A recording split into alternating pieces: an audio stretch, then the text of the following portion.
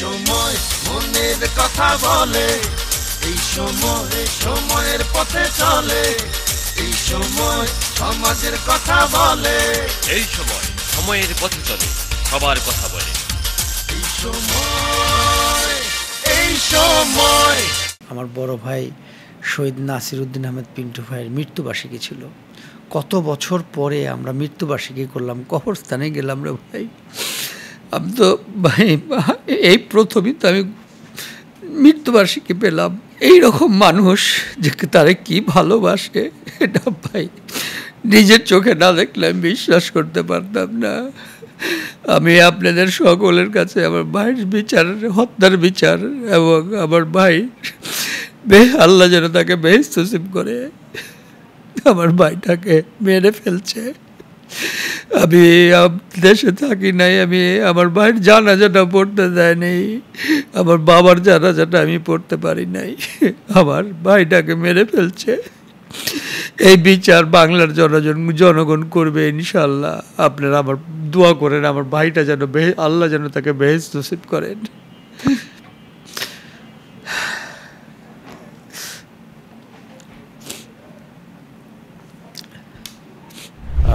রিয়াজউদ্দিন আহমেদ মনি ভাই, আপনাকে ঢাকা ৭ আসনের জনগণ যেভাবে আপনাকে ভালোবাসে, যেভাবে আপনার খোঁজ খবর নিচ্ছে, সাধারণ জনগণ চাচ্ছে যে আপনি নির্বাচনে জয়যুক্ত হন এবং ঢাকা ৭ আসনের একজন ভালো মানুষ প্রয়োজন।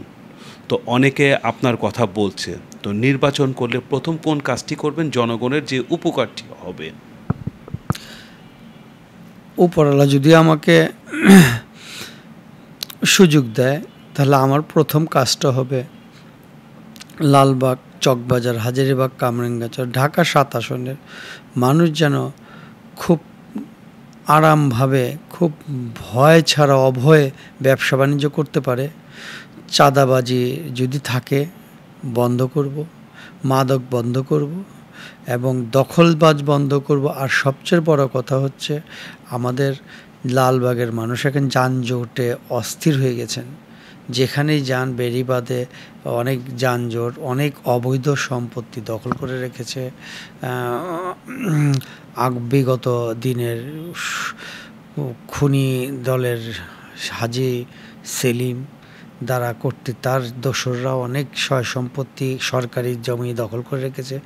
যেমন একটা বধির স্কুলের জন্য জায়গা বরাদ্দ ছিল, আমার বড় ভাই নাসির উদ্দিন আহমেদ পিন্টু ভাই তখন সাবেক প্রধানমন্ত্রী দেশমাতা বেগম খালেদা জিয়াকে নিয়ে উদ্বোধন করেছিল।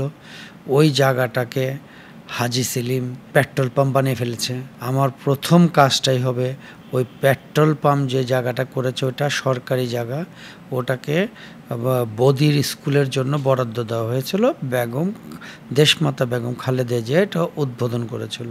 ওইখানে একটা বধির স্কুল আমরা তৈরি করব এবং কামরাঙ্গাচরের যদি উপরওয়ালা দেয় একটা অত্যাধুনিক হসপিটাল, এমন কিছু কাজ করতে হবে ঢাকার সাথে, যেন এখন যে যানজট, হসপিটালের জন্য যেন রাস্তায় কোনো রুগী না মারা যায়, ওনারা যেন লালবাগে এই জায়গায় যেন ভালো অত্যাধুনিক হসপিটাল তারা ট্রিটমেন্টটা পায়, যেন গরিব দুঃখী বিনা চিকিৎসা যেন কেউ না মারা যায়। আচ্ছা মনির ভাই, আপনার ঢাকা ৭ আসনের এমপি হয়ে গেলে জনগণের ভোটে নির্বাচন হলেন, এই জনগণের জন্য, মা বোনদের জন্য আপনার করণীয় কিছু আছে, বলবেন আমাদেরকে? ধন্যবাদ আপনাকে। দেখুন, আমি আসলে দীর্ঘদিন বিদেশে ছিলাম, একটা ভালো উন্নতিশীল দেশে ছিলাম, তো ওইখানে আমি অনেক কিছু শিখে এসেছি। আমি এখানে এসে প্রথম জিনিস দেখলাম, দেখেন বাচ্চারা যখন স্কুলে যায় তাদের ট্রান্সপোর্টেশন ব্যাপারটা অনেক আমার কাছে বেদনাদায়ক মনে হয়েছে। অনেকে রিক্সা ঠিকমতো পাচ্ছে না, অনেকে সিএনজি পাচ্ছে না, অনেকে ট্রাফিকের জন্য ঠিকমতো। তো আমি তাদের যাতায়াতের জন্য স্কুলের যাতায়াতের আনার জন্য একটা ব্যবস্থা করার আমার চিন্তাভাবনা আছে। আর দ্বিতীয় কথা হচ্ছে এখানে পর্যাপ্ত পরিমাণে আমি যে অ্যাম্বুলেন্স নাই, তো এখানে একটা অ্যাম্বুলেন্স ডিপো যদি করে দিতে পারি, যে এমন একটা জায়গায় যে প্রতি হয়তো জাস্ট 2-4-5-10 মিনিটের ভিতরে অ্যাম্বুলেন্সটা চলে আসবে। তাকে অ্যাম্বুলেন্স, আইসিইউ অ্যাম্বুলেন্স, এমনি নর্মাল অ্যাম্বুলেন্স না, আইসিইউ অ্যাম্বুলেন্সটা যদি করে দিতে পারি তাহলে অ্যাম্বুলেন্সে যাও মানে তার আইসিইউর ব্যবস্থা হয়ে গেল।